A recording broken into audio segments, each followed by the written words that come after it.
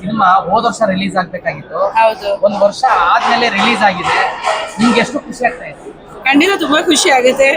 ನಾವು ಈ ಕ್ಷಣಗೆ ಕಾಯ್ತಾ ಇರ್ತೀವಿ, ಯಾವಾಗ ನಾವು ಶೂಟ್ ಮಾಡ್ತೀವಿ ದಟ್ ಯಾವಾಗ ಆಡಿಯನ್ಸ್ ನಮ್ಮ ಸಿನಿಮಾ ನೋಡ್ತಾರೆ. ನಾನು ಮಾತ್ರ ಅಲ್ಲ, ಡೈರೆಕ್ಟರ್, ಬೇರೆ ಆಕ್ಟರ್ಸು. ಈ ಮೂವಿ ಅಂದ್ರೆ ತುಂಬಾ ಸ್ಪೆಷಲ್ ಬಿಕಾಸ್ ತುಂಬಾ ದಿವಸದ ನಂತರ ಐ ಥಿಂಕ್ ಒಂದು ಹಾರರ್ ಮೂವಿ ಬಂದಿದೆ. ಐ ಥಿಂಕ್ ಮಮ್ಮಿದ್ ನಂತರ ಇದು ನಂದು ಸೆಕೆಂಡ್ ಹಾರರ್ ಮೂವಿ.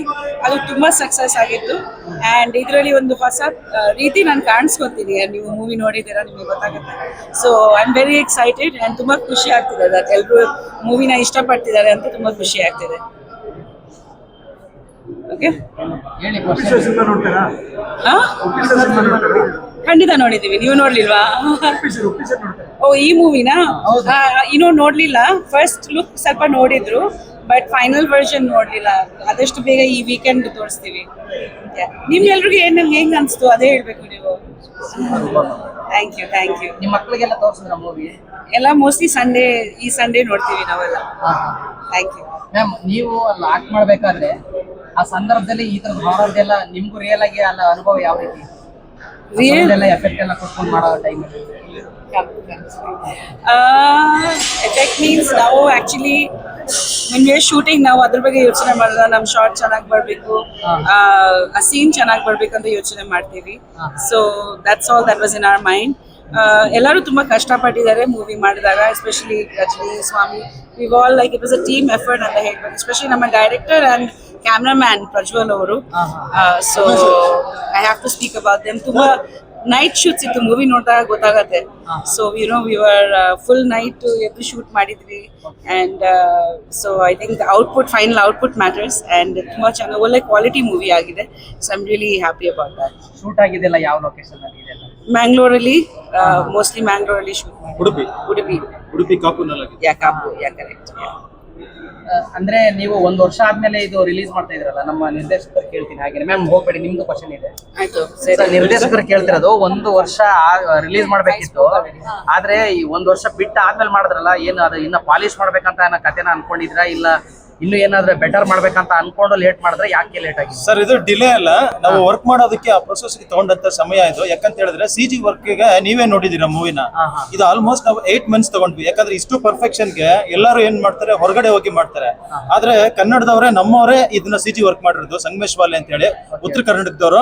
ಅದಕ್ಕೆ 8 ತಿಂಗಳು ಟೈಮ್ ತಗೊಂಡ್ವಿ. ಅಂಡ್ ಮ್ಯೂಸಿಕ್ ಅಂತ ಬಂದಾಗ ನೀವು ಜನರಲ್ ಆಗಿ ಕೇಳುವಂತ ಮ್ಯೂಸಿಕ್ ಇರ್ಲಿಲ್ಲ. ಯಾಕಂತ ಹೇಳಿದ್ರೆ ಇಲ್ಲಿ ಒಂದು HD ಅಂದ್ರೆ ಹೈಬ್ರಿಡ್ ಮ್ಯೂಸಿಕ್ ಅನ್ನ ನಾವಿಲ್ಲಿ ಇಂಪ್ಲಿಮೆಂಟ್ ಮಾಡಿದ್ದೀವಿ. ಇದು ಕೂಡ ಹಾಲಿವುಡ್ ಮೂವೀಸ್ ಅಲ್ಲಿ ಮಾಡುವಂತದ್ದೇ. ಸೊ ಟೆಕ್ನಿಕಲಿ ನಾವು ನಮ್ಮ ಕನ್ನಡ ಸಿನಿಮಾ ಯಾವುದಕ್ಕೂ ಕಮ್ಮಿ ಇಲ್ಲ ಅನ್ನೋ ರೀತಿಯಲ್ಲಿ ತಗೊಂಡಿದ್ದಕ್ಕೇನೆ ಈ ಒಂದು ವರ್ಷ ಸಮಯ ತಗೊಳ್ತು.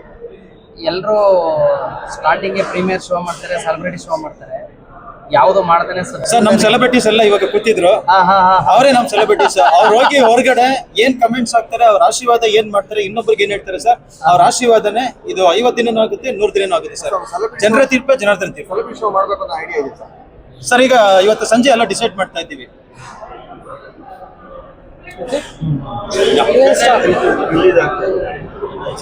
ಚೆನ್ನೈಯಲ್ಲಿ ರಿಲೀಸ್ ಆಗಿದೆ. ನಾನು ಪ್ರೆಸ್ ಮೀಟ್ ಅಲ್ಲಿ ಹೇಳಿದ್ದೆ, ಇವಾಗ ನಾವೆಲ್ಲ ಡಬ್ ಮಾಡಿ ನಾವು ಬೇರೆ ಭಾಷೆನಲ್ಲೇ ರಿಲೀಸ್ ಮಾಡ್ತಾ ಇರ್ತೀವಿ. ಆದ್ರೆ ನಮ್ಮ ಕನ್ನಡ ಸಿನಿಮಾನ ನಾವು ಈಗ ತಮಿಳ್ನಾಡಲ್ಲಿ ಕನ್ನಡ ಸಿನಿಮಾನೇ ರಿಲೀಸ್ ಮಾಡ್ತೀವಿ, ಡಬ್ ಮಾಡಿದೆ ಅಂತ ಹೇಳಿದ್ದೆ. ಇವತ್ತು ನಮ್ಮ ಕನ್ನಡ ಸಿನಿಮಾ ತಮಿಳ್ನಾಡಲ್ಲೇ ರಿಲೀಸ್ ಆಗಿದೆ. Okay, super. ಮ್ಯಾಮ್, ಮುಂದಿನ ದಿನಗಳಲ್ಲಿ ನಿಮ್ಮ ಇದೇ ರೀತಿ ಪಾತ್ರಗಳ ಎಕ್ಸ್ಪೆಕ್ಟ್ ಮಾಡ್ಬೋದಾ, ಇಲ್ಲ ಬೇರೆ ಬೇರೆ ತರ ಪಾತ್ರಗಳನ್ನು ಕೂಡ ಎಕ್ಸ್ಪೆಕ್ಟ್ ಮಾಡ್ಬೋದಾ? ಒಳ್ಳೆ ಮೂವೀಸ್ ಮಾಡ್ಬೇಕಂತ ಅನ್ಕೊಂಡಿದೀನಿ. ಸೊ ಪಾತ್ರಗಳ ಯಾವ ತರ ಮೂವಿ ಚೆನ್ನಾಗಿರ್ಬೇಕು, ಸ್ಕ್ರಿಪ್ಟ್ ಚೆನ್ನಾಗಿರ್ಬೇಕು. ಖಂಡಿತ ಒಳ್ಳೆ ಪಾತ್ರ ಸಿಕ್ಕಿದ್ರೆ ಇನ್ನೂ ಹೆಚ್ಚಾಗಿ ಖುಷಿ ಆಗುತ್ತೆ. ಎಸ್ಪೆಷಲಿ ಎಂಪವರಿಂಗ್ ಪಾತ್ರಗಳು, ಪವರ್ಫುಲ್ ಪಾತ್ರಗಳು ಮಾಡೋಕ್ಕೆ ತುಂಬಾ ಖುಷಿ ಆಗುತ್ತೆ. ಇದರಲ್ಲಿ ಸ್ವಲ್ಪ ವಿಭಿನ್ನವಾಗಿ ನಾನು ಕಾಣಿಸ್ತೀನಿ, ಅದು ತುಂಬಾ ಖುಷಿ ಆಯ್ತು. ಸರ್, ಇಂಥ ಲೆಜೆಂಡ್ಗಳ ಜೊತೆ, ಮ್ಯಾಮ್ ಜೊತೆ ಎಲ್ಲ ಆಕ್ಟ್ ಮಾಡ್ಬೇಕಾದ್ರೆ ನಿಮ್ಗೆ ಅಲ್ಲಿ ಅನುಭವ ಯಾವ ರೀತಿ ಇದೆ? ಖಂಡಿತ ಶುರು ಮಾಡ್ಬೇಕಾದ್ರೇನೆ ಲೈಕ್ ಫಸ್ಟ್ ಶಾಟ್ ಇತ್ತು ಮ್ಯಾಮ್ ಜೊತೆ. ಮನೆಯಿಂದ ಆಚೆ ಬರ್ತೀನಿ, ನೋಡಿದಾಗ ಈಗ ಒಂದು ಕ್ಯಾಶುವಲ್ ಎಂಟ್ರಿನೇ ಇರುತ್ತೆ, ಬಟ್ ಅಲ್ಲಿ ಫ್ರೇಮ್ ಅಲ್ಲಿ ಕಾಣಿಸ್ಕೊಂಡಾಗ ಒಂದು ಪವರ್ ಇರುತ್ತಲ್ಲ, ಆಬ್ವಿಯಸ್ಲಿ ಆ ವೈಬ್ ಆಕ್ಚುಲಿ ಅವ್ರ ಜೊತೆ ಮಾಡ್ಬೇಕಾದ್ರೂ ನಮ್ಗೆ ಟ್ರಾನ್ಸ್ಫರ್ ಆಗುತ್ತೆ.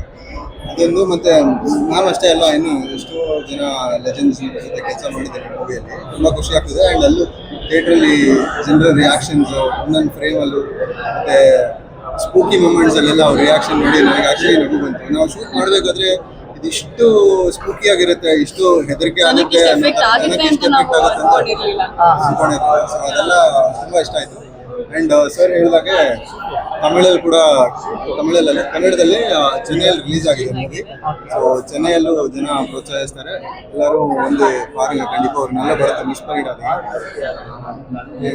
ಇಲ್ಲೂ ಅಷ್ಟೇ, ಮತ್ತೆ ಇಲ್ಲಿಂದ ಬೇರೆ ಕಡೆ ಹೋಗ್ತಾ ಇರ್ತೀವಿ, ವಿಸಿಟ್ ಮಾಡ್ತಾ ಇರ್ತೀವಿ, ಆಡಿಯನ್ಸ್ ರಿಯಾಕ್ಷನ್ಸ್ ಹೇಗಿದೆ ಅಂತ ತಿಳ್ಕೊಳ್ತೀವಿ. ಎಲ್ಲರೂ ಥಿಯೇಟರ್ಗೆ ಬನ್ನಿ, ಅವಾಗ ನಾವು ನಿಮ್ಗೆಲ್ಲರಿಗೂ ಸಿಗ್ತೀವಿ, ಒಟ್ಟಿಗೆ ಕೂತ್ಕೊಂಡು ಸಿನಿಮಾ ನೋಡೋಣ.